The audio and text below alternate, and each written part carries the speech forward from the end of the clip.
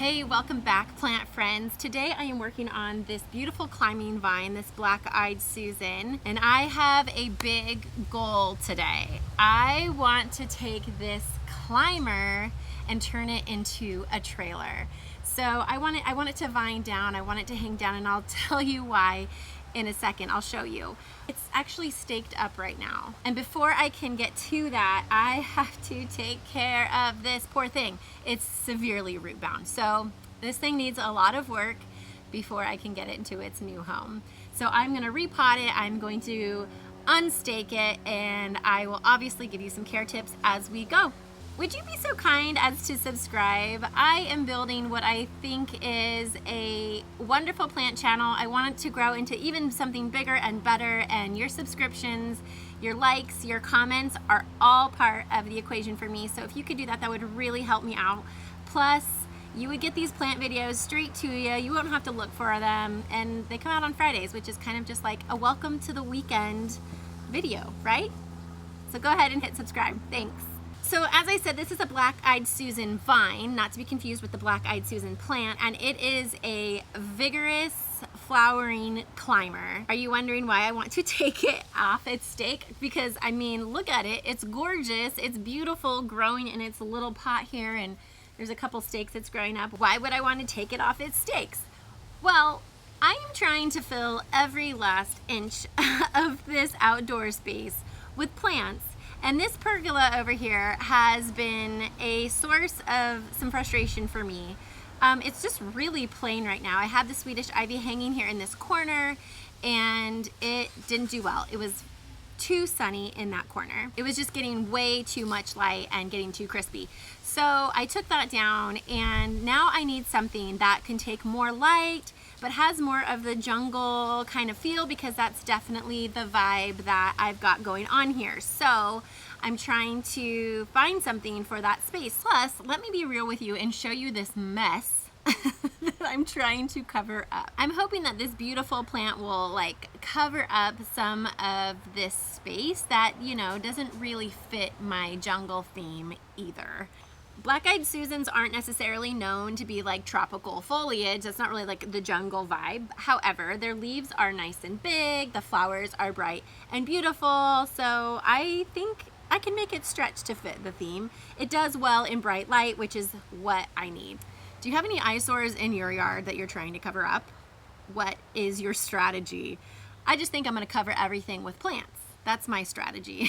What's yours? So when I saw this plant, I knew I wanted to try it because one, it's just really beautiful, but it also likes full sun, and it also will take some partial shade. So in that spot, I'm like, keep looking up because it's over there.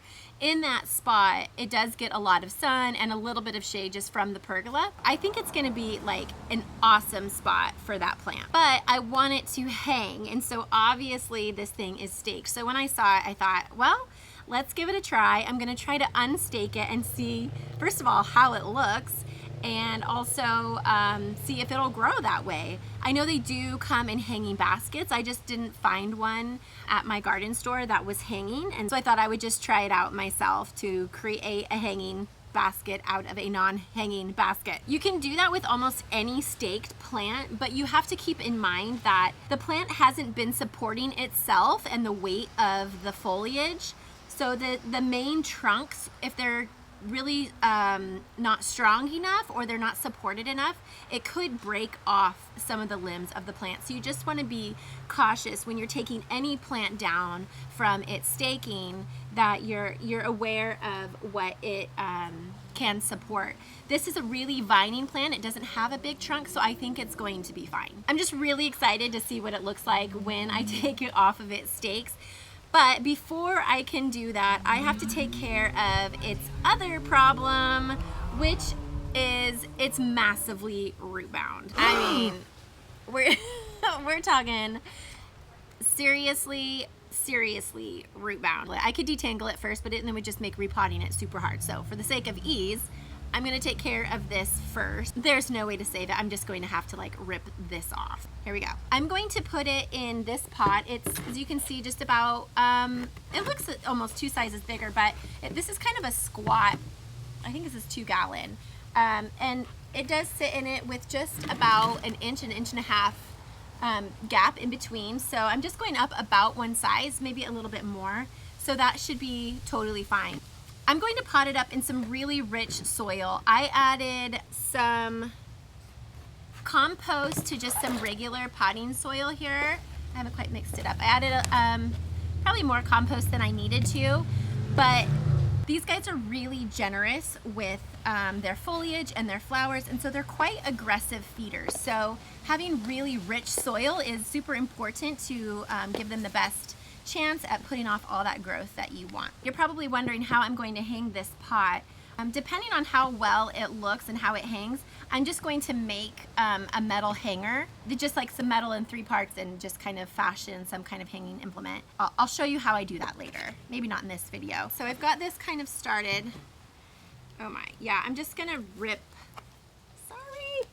I'm just gonna rip these roots off.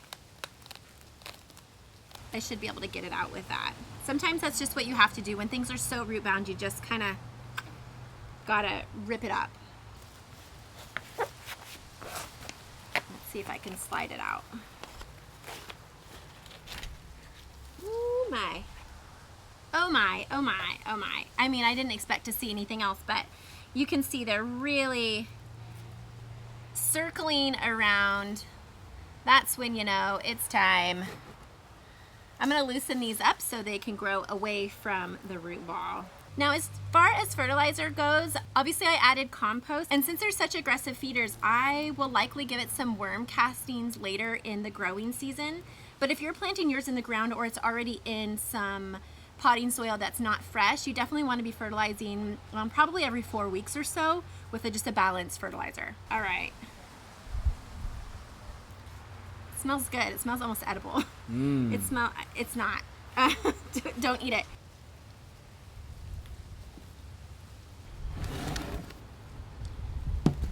Okay, in its spot. All right, we're about there. I'm obviously gonna water this, but I'm gonna wait until I have it unstaked. That way I can let it settle, and then any of the trailers that are in there that might root again will get in the nice wet soil. I'm just gonna wait for that step until the very end. In terms of water, these things do want to stay relatively moist. They don't need to be sitting in water, but they don't also want to be super dry and hot. They don't want to like over dry. They're still pretty tender, and they can get a little crispy. Now for the puzzle of me trying to unstake this plant. It has lots of small, very tender vines, so we'll see how well this goes, and hopefully I like the results.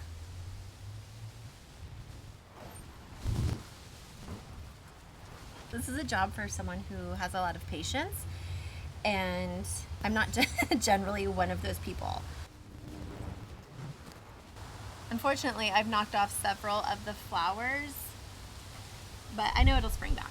And you have to remember that unstaking a plant is actually really stressful for the plant, so it might not bounce back as quickly as you would hope. You'll definitely notice that if you're unstaking plants, they can go into a little bit of a shock period. So just be watching out for that. I'm giving it optimal growing conditions after this. It's going to get plenty of light, it's going to get plenty of water, and it's such an aggressive grower that I kind of doubt I'm going to have any trouble with it bouncing back. Look at that! So you can see now I have a trailing plant. Now obviously today I planted the black-eyed Susan vine in a pot, but black-eyed Susans can be grown in the ground. But if you live in a colder climate, I would suggest keeping it in a pot. These are hardy from zone 9 and above. So if you live in a colder climate, you can put it maybe on a covered patio, or you could even cut it back and keep it inside over winter. But if you live in a warmer climate, these things love the heat and the sun, and they will put off tons of flowers if they're getting both. These little guys are gonna be flowers, so I'm trying to be very gentle with those.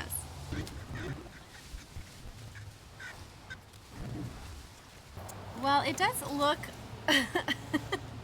a bit messy right now, which, you know, is fine. Plants can be messy, it's fine. I'm going to go ahead and pin down some of the tendrils.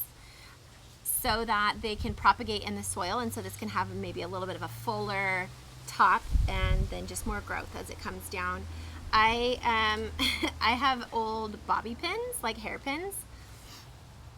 You can use actual plant pins, but I don't have any, so this is what I'm going to use. I'm going to pin it down right by the node so that the node is in contact with the soil.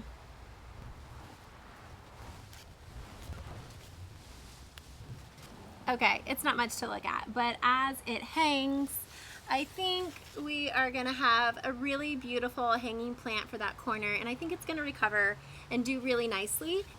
So I am now on the hunt to go find something to hang this with. I gotta go find some wire and make a hanger for this. I'll show you guys what it looks like when it's up. So overall, I think it's not too bad. I just fashioned a hanger out of wire. Obviously I need to trim those and I will get up there. I was just checking the height, but I like that height. It's a little bit lower than my last plant, but I'm gonna let it climb up that wire a little bit too. So it'll be really full and hanging, and it's gonna cover this toddler mess. So tell me, what do you think about this project? And I've just been outside more. I've been doing my outdoor projects and kind of filming as I go out here. I have a lot of fun planty things going on over on Instagram, so make sure you follow me over there as well. And if you haven't already, go ahead and subscribe right now. Thank you so much. You guys, I'm super grateful that you're here, and I'm just so blown away by just such a positive response and just the wonderful people that have been coming to view me here. So thank you so much. I hope you guys have a great day. I'll see you next Friday.